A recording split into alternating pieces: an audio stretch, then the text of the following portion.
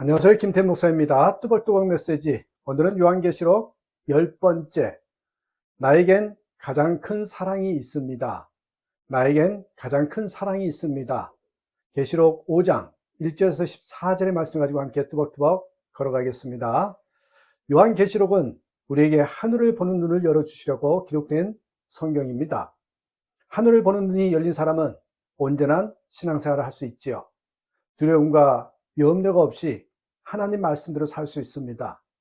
그래서 성령께서 요한을 사로잡아 하늘을 보게 하신 것입니다. 요한은 하늘을 보며 너무나도 찬란한 하나님의 보좌와 그 위에 앉으신 하나님을 보았으며 24장로들과 천천만만의 천사들이 드리는 장엄한 예배를 보았습니다. 그것을 본 요한이 여전히 로마 제국을 두려워했겠습니까? 교회가 무너질까 걱정하였겠습니까?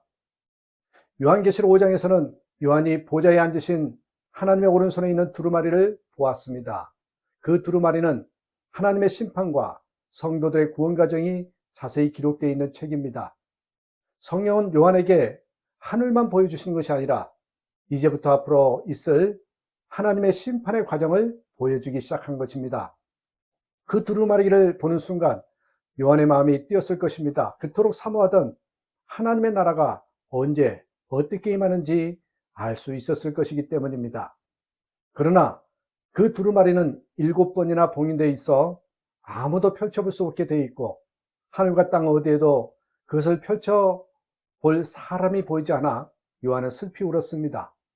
고난 중에 있는 교회와 성도들을 생각하면 하나님의 구원과 심판이 속히 이루어지면 좋겠는데 두루마리를 열어 그 심판을 집행할 리가 없다는 것이 너무나 답답하고 슬펐던 것입니다.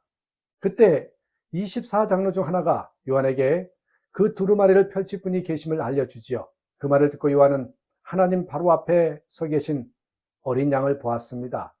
그 어린 양을 보는 순간 요한은 대번에 십자가에 죽으신 예수님이시구나 알 수 있었죠.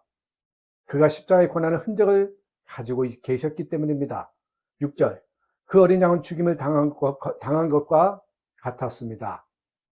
이스라엘 백성들은 어린 양 하면 떠오르는 이미지가 있습니다. 속죄 제물이지요.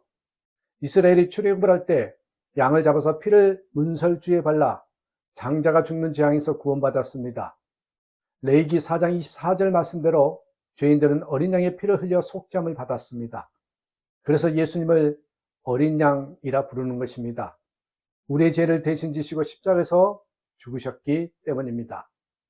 요한복음 1장 29절에서 세례 요한이 예수님을 처음 만났을 때 성령의 감동으로 보라, 세상 죄를 지고 가는 하나님의 어린 양이로다 고백한 것도 그런 의미였습니다.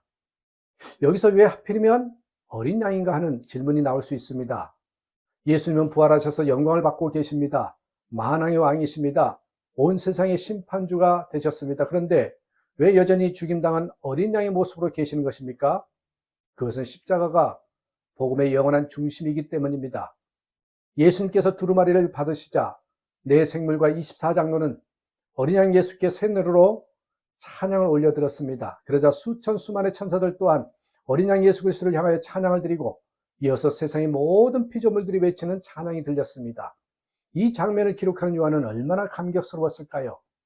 어린 양 예수, 그렇습니다. 우리에게는 어린 양 예수님이 계십니다. 어린 양 예수님을 바라보는 사람은 아무리 억울하고 고통스럽고 실패했을지라도 다시 일어날 수 있습니다. 그러면 어떻게 어린 양 예수님을 바라볼 수 있습니까? 요한은 하늘에서 어린 양을 보았지만 우리는 이곳에서 십자가를 보며 어린 양 예수님을 바라보는 것이죠. 십자가 하면 많은 사람들은 예수님이 우리를 구원하셨다는 복음의 내용을 연상합니다. 그러나 어린 양은 한 인격체이신 예수 그리스도를 연상하게 해줍니다. 그래서 어린 양이라고 한 것입니다. 우리는 십자가를 볼 때 구원의 복음도 생각해야 하지만 우리를 위하여 속죄 제물이 되어주신 어린 양 예수님을 볼 수 있어야 합니다. 최근 출간된 예수에 보면 팀 켈러 목사님이 버지니아의 작은 마을에서 처음 목회할 때 생활이 문란하였다가 이제는 혼자 아이를 키우며 가난하고 우울한 여자 한 분을 전도했던 이야기가 나옵니다. 주위 사람들로부터 손가락질을 받던 그녀에게 예수 그리스도를 전했을 때 그녀는 기쁘게 반응하며 그리스도를 믿기로 결단했지요. 그런데 일주일 후 다시 만난 그녀는 울고 있었습니다. 언니에게 전화를 걸어서 자신이 예수님을 믿게 됐다고 했더니 비웃음만 샀다는 것입니다. 언니가 그러는 거예요. 그게 무슨 소리야? 그 목사가 하는 말이 평생을 너처럼 미련하고 부도덕한 짓만 저지른 사람도 죽기 5분 전에 회개하고 예수만 믿으면 그냥 구원받는다는 거야? 정말 착하게 살지 않아도 천국에 간다고? 절대로 못 믿어. 정신 차려. 너도 절대 믿어서는 안 돼. 그녀의 언니에게 있어서 아무 자격 없는 자가 하나님의 사랑을 받는 십자가 복음은 너무나 어리석은 것이고 위험하게 여겨질 정도였습니다.